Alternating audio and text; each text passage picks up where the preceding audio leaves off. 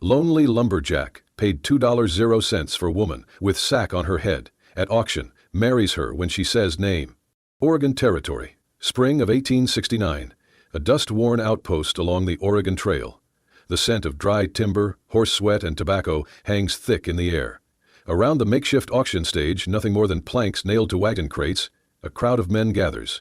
Rough hands, dull eyes, hungry hearts and hollow souls. The kind of place where even decency forgets to stop. A man with a faded blue vest and rusted deputy badge slams a wooden gavel onto the post. "All right, last one for the day," he bellows. "She ain't got no name, ain't shown her face, sack over the head since Missouri. Says she can work, says she'll obey. Starting bid, $2. Who's brave, or drunk, enough to marry the mystery?" Laughter breaks like a whip. "Maybe she's a witch under that thing," one man shouts. "Or a corpse," says another. "Might as well marry the damn sack." A few men spit into the dirt and turn away. Others stay to watch, nudging each other, waiting for someone foolish enough to raise a hand. On the wooden platform she stands still, barefoot, dusty, her hands bound in front with fraying twine.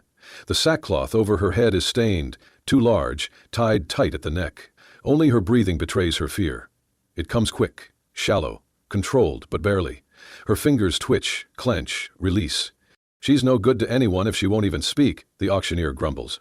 No one steps forward, not for a long minute. Then the crowd parts like water.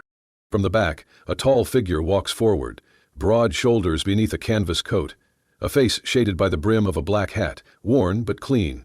His boots are heavy with mud, his shirt sweat-lined, and his axe hand is wrapped in leather strips. A man who has lived more with trees than people. $2, he says. Silence falls like snow. The auctioneer squints. "You sure, mister?" "I said what I said." His voice is low, not angry, not eager, just certain. A few men snicker. Must be desperate. The auctioneer clears his throat, nervous now. "You do not want to see what you are buying?" The man tilts his head toward the woman, still unmoving beneath the sack. "I ain't buying a face," he says quietly. "I am marrying a person." Even the wind stops. No one laughs this time. "Fame?" the auctioneer mutters. "Silas Boone." "Profession?" "Lumberman, Northridge." The auctioneer scribbles. "Fine. Let it be known that Mr. Silas Boone, resident of Oregon Territory, has entered lawful marital contract under the eyes of God and the witness of this court." He shoves the paper toward Silas, who signs without flinching. Then he turns to the woman. "You're now legally wed, miss. Say your name for the record." The sack shifts slightly. No sound at first. Then, very softly, so softly one has to lean forward to hear, the voice comes. "Annabelle Crow." Silas freezes. The crowd leans in. The auctioneer raises an eyebrow, but says nothing. Silas's eyes widen, just a flicker, then they harden again, fixed on the sack, on the voice that now echoes in his mind, 3 winters ago, in the snow, in the dark. A voice he never forgot, a name he never heard, until now. And suddenly, the forest silence, the bloody snow, the firelight in that frozen cave, it all rushes back. He steps off the platform slowly. Takes the woman's arm, not roughly, not urgently, just firmly enough to say, "You are safe now." No one stops them as they walk away. Not a word from the crowd, just the creak of boots over planks, and the whisper of a name that still trembles between them. Annabelle Crow.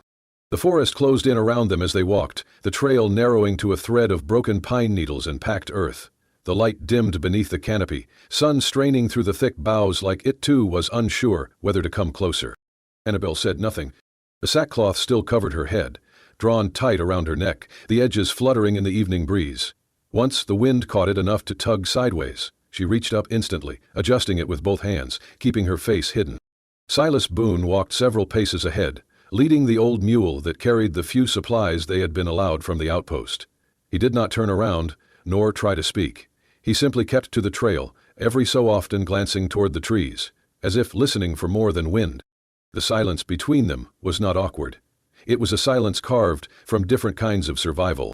They reached the cabin before dusk. It was built from dark pine, not large but tight, strong, clean, set against a rise of earth that blocked the worst of the north wind. There was a stone chimney, a stack of wood beside the door, and a rusted horseshoe nailed above the frame. Silas reached the door, pushed it open with a creak, then stepped aside. "You pick where you stand," he said quietly. "No one's going to place you anymore." Annabelle stepped in slowly. Her movements were cautious but not weak, She did not remove the sack. Her steps made almost no sound across the smooth wooden floor. She did not sit at the table. She crouched against the far wall, back to the room, hands resting on her knees, silent. Silas stepped in behind her, placed a bundle of firewood near the hearth and began to work at the stove. No questions, no commands, only the occasional sound of iron shifting or water boiling. The scent came slowly, warm, thick, real. Something with spice. Quill of cinnamon, the salt of smoked meat. He worked in rhythm, as if he had done this 1,000 times before. Annabelle did not move. When the food was ready, Silas placed a wooden bowl near her. She flinched slightly but did not turn. He sat at the table with his own bowl, neither rushing nor staring. After several minutes, her voice came, muffled but audible. "What is this?" Silas looked at his bowl, stirred once, and said, "I call it the meal for the last one standing." A pause. Then a quiet sound, almost a breath of a laugh, but stifled, withdrawn. He added, "Used to make it for myself after long days in the woods.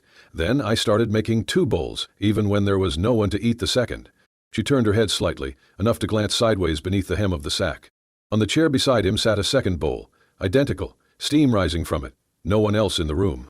Silas gestured toward it. "I used to set it for my wife, after the war, after the trees took more than they gave, just a way to say, I came home alive again." He paused. "Now I set it for you, and for her." The silence held. The fire crackled. Annabelle reached for her bowl, slowly. Her hands trembled faintly, but she gripped the spoon and drew it under the sackcloth without removing it. She ate in silence, every bite small, careful, but she finished it. That night, while Silas washed the bowls in a tin basin near the stove, Annabelle remained by the wall, her knees drawn up, arms wrapped around them, watching, not speaking. But for the first time since he met her, she was not shaking. That night, after the fire had died down to a steady glow and the last embers of supper had been cleaned from the bowls, Silas sat alone before the hearth. He had not lit a lantern. He did not need it. The firelight was enough, casting long shadows that danced along the log walls like silent memories. Outside, the wind moaned through the trees, long, low, and familiar. He leaned forward, elbows on knees, letting the warmth touch his face. But it was not warmth he felt, not entirely. It had been 3 years ago. A winter thicker than any before, the kind of cold that turned pine needles into glass and lungs into fire. He had gone too far north for timber. Greedy for wood, stubborn with pride, he slipped on a slope, twisted his leg, and fell into a snowbank where no trail existed. By the time the snow covered his back, he had stopped fighting. But then, hands. Rough, calloused, a pull, dragging him. He remembered the pain, the jarring weight of his body moving against rock, then darkness. He awoke to fire. A small cave, hidden behind a curtain of ice. The fire cracked and hissed beside him, and the smell, something earthy, bitter, like boiled bark, filled his nostrils. Across from him sat a figure, a woman. Her face was hidden beneath a sackcloth, tied carefully, just like the one in the cabin now. She wore layers of scavenged wool and leather, boots stitched from scraps. Her hands moved with precision as she poured a ladle of steaming liquid into a tin cup. When she spoke, her voice was neither high nor low, only soft, measured, tired. "You do not need to know who I am," she said, "but I am not going to let you die." He had tried to speak, but no words came. "Drink this," she continued. "It is pine bark and dry lichen. It will help the fever." He remembered the taste, bitter, but he drank. She had wrapped his leg, set it against hot stones, kept the fire going through the night. He faded in and out, fighting the cold, the pain, and whatever dreams tried to steal him away. When he woke again, morning, light blue and cruel, she was gone. Only the fire remained, low and guarded, and beside it, folded neatly, was a square of cloth, embroidered, purple flowers stitched in uneven thread, no larger than a palm. A token, or perhaps a message. He kept it, still had it, folded inside his coat pocket. And now, in the cabin behind him, a woman sat, with the same voice, the same quiet hands, the same sackcloth over her face, and a name, Annabelle Crow. He closed his eyes, leaning further into the fire. He did not need proof. He had felt it the moment she had spoken on that auction stage. Not the name, the sound. The woman who had saved him had not wanted to be seen, not wanted to be known. And here she was again, still hidden, still nameless to the world, but not to him. He did not tell her that night. He let the memory live inside him, a silent agreement between past and present. He glanced back toward the small shape huddled near the far wall, sack still on her head, back still turned. The same fear, the same need to disappear. But this time, Silas thought, she was not alone. And that, maybe, was the start of something that could live beyond snow. The forest held its breath that morning. Mist clung low to the roots, curling around the base of the trees like secrets too shy to rise. A soft wind passed through the needles above, high and slow, as if even it did not want to interrupt. Annabelle stepped outside the cabin alone. She moved quietly, arms folded across her middle, and walked toward the tall pine that stood like a sentinel at the edge of the clearing. The sack still covered her head, but her steps no longer wavered. Her spine was straighter now. Not proud, but no longer bowed. At the base of the tree she sat. She turned her face slightly to where the early sun cut through the branches. She reached up with trembling hands and loosened the knot behind her neck. The sack slid up just far enough to let her breathe, open-faced to the wind. Her mouth, her nose, a sliver of cheek. It was not defiance. It was a beginning. Silas saw her from the side yard, where he knelt beside a wooden basin, oiling the teeth of his saw. He did not rise, did not call out, but after a moment he spoke, low, steady, as if saying it more to the trees than to her. I once got hurt bad, deep winter, got turned around near Black Ridge. I should have died out there. His fingers moved over the blade, cleaning. But someone found me, pulled me into a cave, saved my life. Annabelle did not turn. She wore a sack over her head, would not say her name, barely let me see her hands. He paused, but I remember her voice. He turned his head just slightly, not to face her directly, but to let his words carry fuller. Your voice sounds just like hers. There was a stillness, and then a sound. The soft scratch of fabric sliding over skin. He did not move, not even when he felt her eyes on him. When he finally looked up, she was staring straight at him. The sack lay in her lap. Her face was not deformed, it was not monstrous, it was human. But it bore a mark no one could miss. A long curved scar ran from her right temple to just above the line of her jaw, not fresh, not bleeding, but deep, permanent, as though fingers, cruel and frantic, had tried to claw something from her that would not come free. She met his gaze, no longer hiding, but not proud either, only bare. Her voice came in a whisper. The man who ran the boarding house where I worked, he told me I could keep a room if I gave extra. She swallowed. I said no, he did not like that. She looked down for a breath, then back to Silas. He came at me, I fought back, pushed him, he slipped, his head hit the stove. She stared past him now, into memory. He died, I ran. Silas's jaw tightened, but he said nothing. They said I killed him on purpose, that I lured him, that it was all planned. Her voice wavered. There were no witnesses, no one believed me. She looked at her own hands. They called me a liar, a temptress, a killer. Silas stood, wiping his hands on a cloth. Annabelle went on, her tone low and even. They sold me off to pay his debts, passed me along from one hand to another like cattle. They covered my face to make it easier, to make me nothing. She looked at the sack in her lap.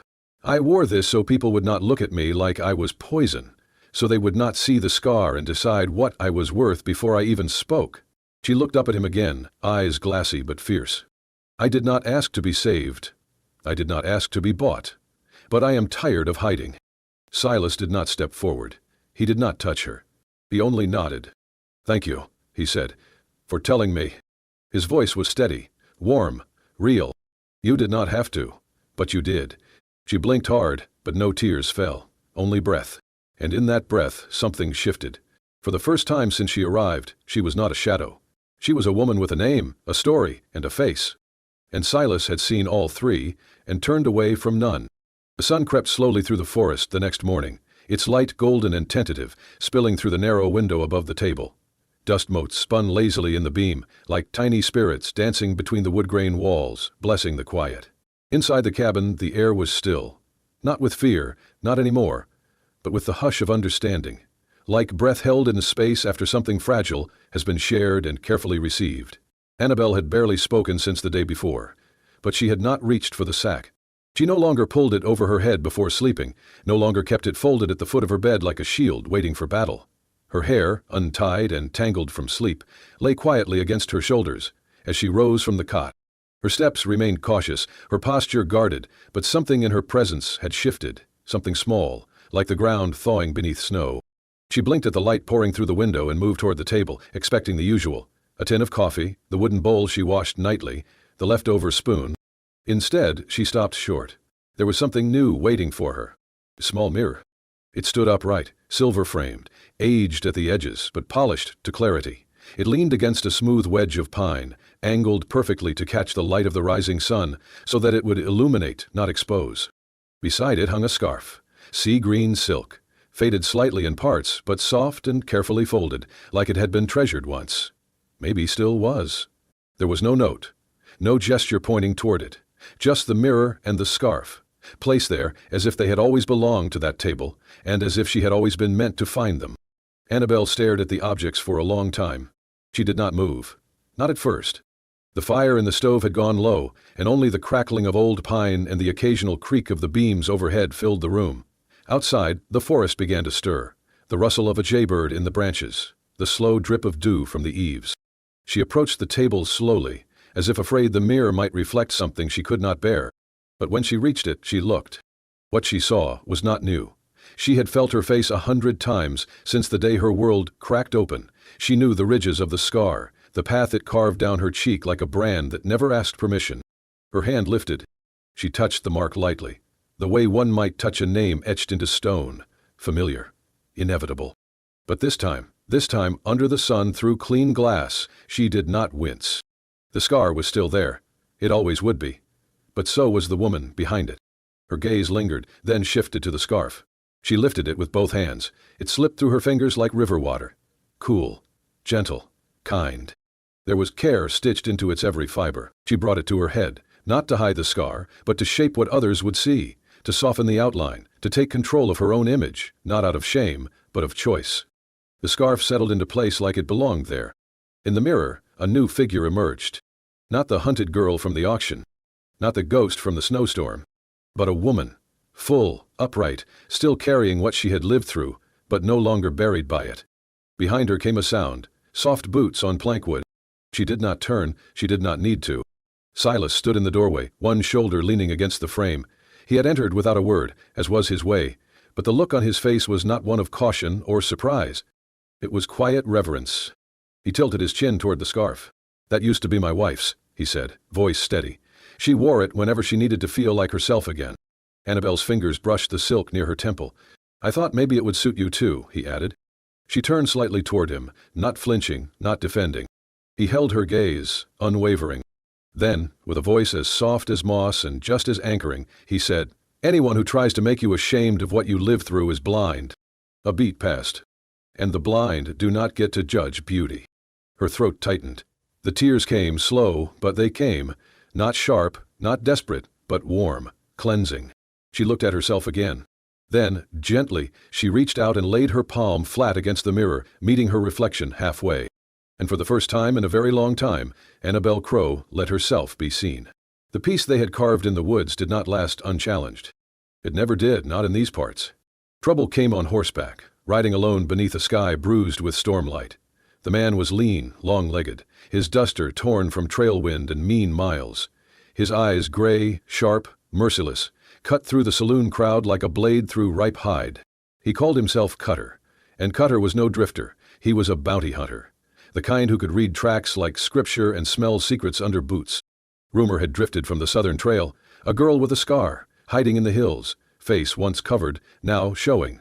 Someone whispered she had blood on her hands and a lumberman for a shield. Cutter listened, and then he rode. By the time he reached the logging post near North Ridge, he was asking too many questions.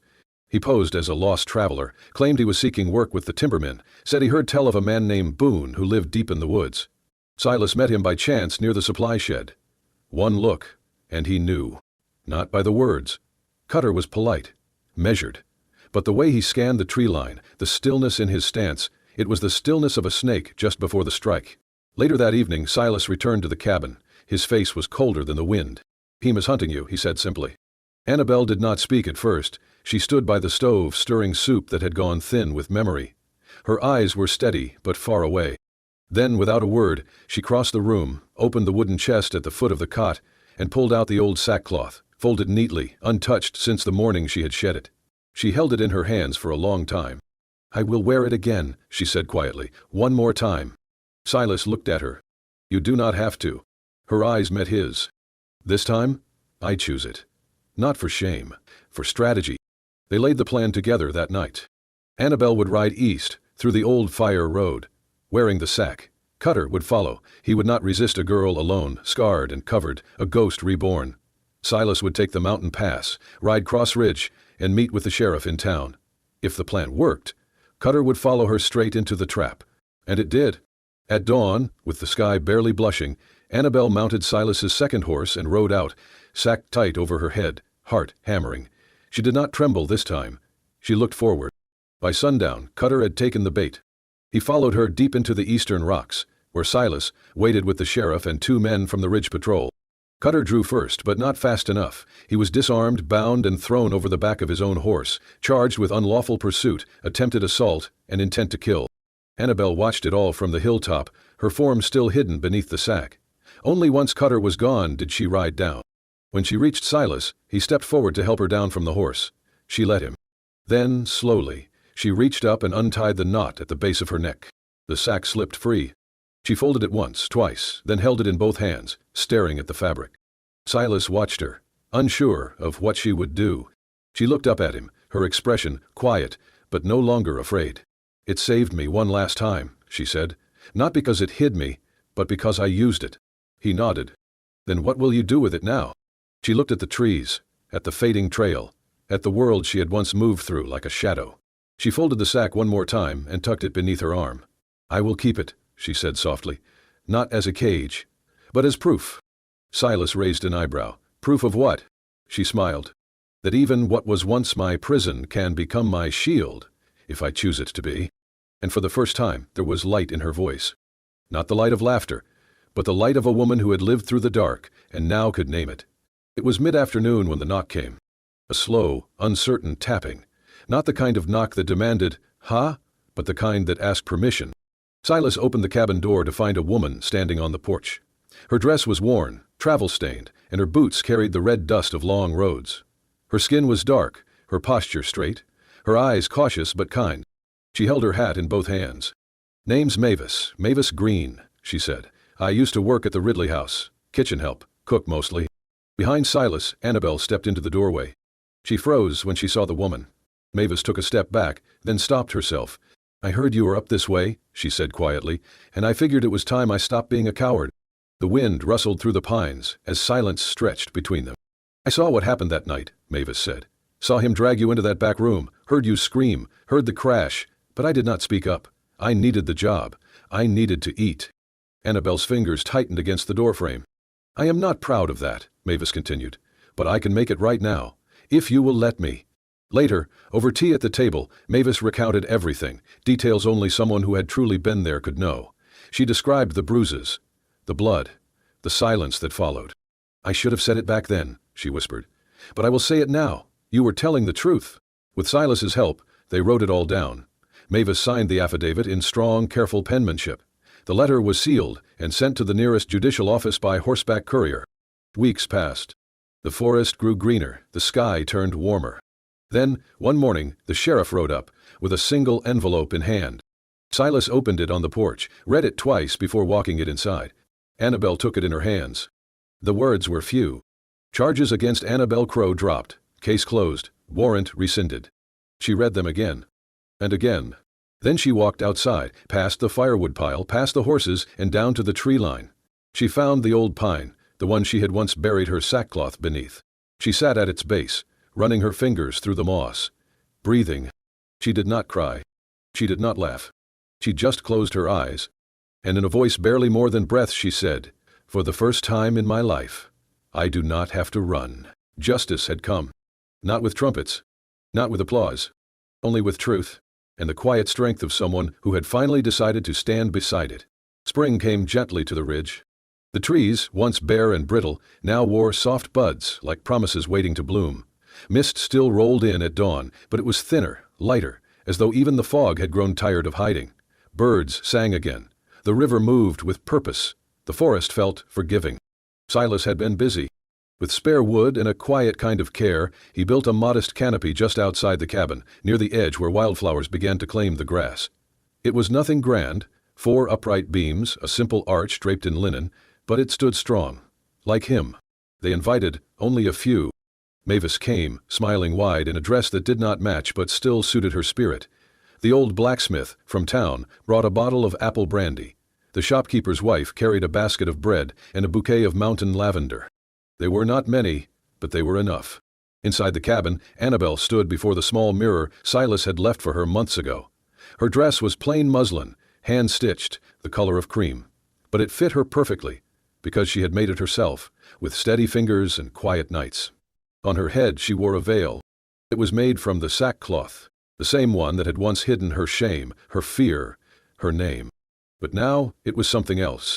Silas had washed it, sun-dried it, and cut it with care.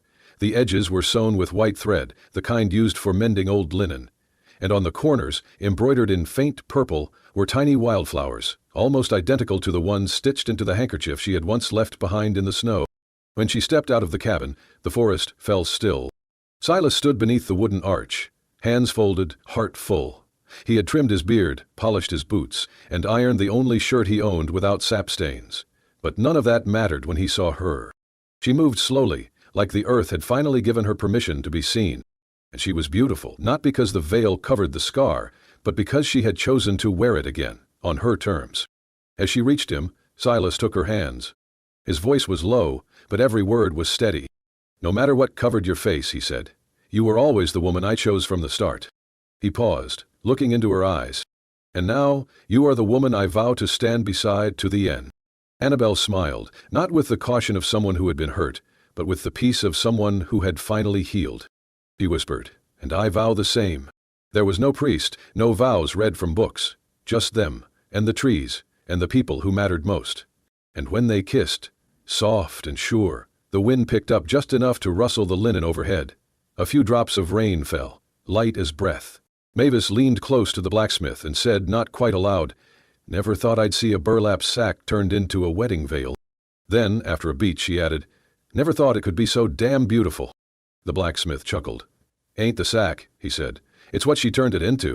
Later that evening, as the fire crackled and laughter mingled with birdsong, Annabelle sat beside Silas on the porch. The veil lay folded in her lap. She ran her fingers across the embroidered edge. "Funny," she said. "This thing used to mean everything I feared." He looked over. "And now?" She smiled. "Now it means everything I chose." Silas nodded. He reached over, lacing his fingers through hers. They sat that way until the stars came out. And the forest, once their prison, now held them like home.